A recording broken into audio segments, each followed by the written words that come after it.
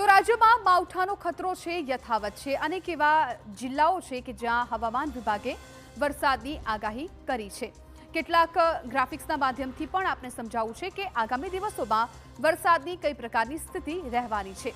તો રાજ્યમાં માવઠાનો ખતરો છે કેમ કે બે વરસાદી સિસ્ટમ છે એ સક્રિય થઈ ગઈ છે અને આ સિસ્ટમને કારણે જ આગામી દિવસોમાં અનેક જિલ્લાઓમાં વરસાદ પડી શકે છે.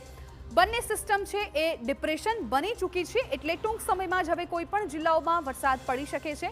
જો તારીખની વાત કરીએ તો 25 ઓક્ટોબર બાદ વધશે વરસાદનું જોર. એટલે અત્યારે 2-3 દિવસ સુધી વરસાદની શક્યતાઓ નહીવત લાગી રહી છે, પરંતુ 25 ઓક્ટોબર બાદ વરસાદનું જોર વધે તેવી હવામાન વિભાગની આગાહી છે.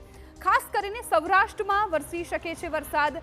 હવામાન વિભાગે સૌરાષ્ટ્રની વાત કરી છે, સાથે સાથે દક્ષિણ ગુજરાતમાં પણ માવઠાની આગાહી કરવામાં આવી છે. એટલે સૌરાષ્ટ્ર અને દક્ષિણ ગુજરાતમાં ચોમાસા દરમિયાન પણ ખાસો એવો વરસાદ નોંધાયો હતો અને હજુ પણ આગામી દિવસોમાં વરસાદ પડી શકે એ પ્રકારની આગાહી છે. હવે મધ્ય ગુજરાતની જો વાત કરવામાં આવે તો મધ્ય ગુજરાતમાં પણ માવઠું પડી શકે છે.